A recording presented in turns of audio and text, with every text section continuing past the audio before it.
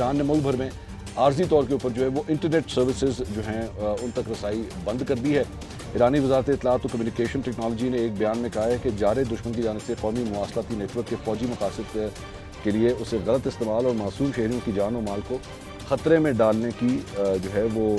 کوشش کی جا رہی ہے، جس کے باعث مجاز حکام کے فیصلے کے تحت انٹرنیٹ تک رسائی پر عارضی طور پر پابندیاں عائد کر دی گئی ہیں۔ بیان کے مطابق عوامی مواصلاتی سروسز اور ملکی پلیٹ فارمز تک رسائی دستیاب ہے اور ایران میں عوام کے لیے خدمات کے معیار کو برقرار رکھنے کی کوشش جو ہے وہ کی جا رہی ہیں۔ یہ اقدام نیٹ بلاکس کے اس بیان میں سامنے آیا ہے، جس میں اس غیر سرکاری تنظیم جو انٹرنیٹ گورننس کی نگرانی کرتی ہے، اس نے کہا کہ ایران اس وقت تقریباً مکمل انٹرنیٹ بلیک آؤٹ کا شکار ہے۔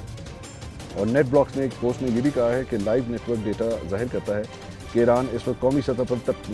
تقریباً مکمل انٹرنیٹ بندش کی حالت میں ہے۔ تو سیکیورٹی ریزنز کی وجہ سے جو ہے وہ یہ فیصلہ ایرانی گورنمنٹ کی جانب سے کیا گیا ہے کہ انٹرنیٹ جو ہے اسے فی الحال بند کر دیا جائے، کم از کم جو انٹرنیشنل ویب سائٹس ہیں اس تک رسائی جو ہے اسے بند کیا جائے۔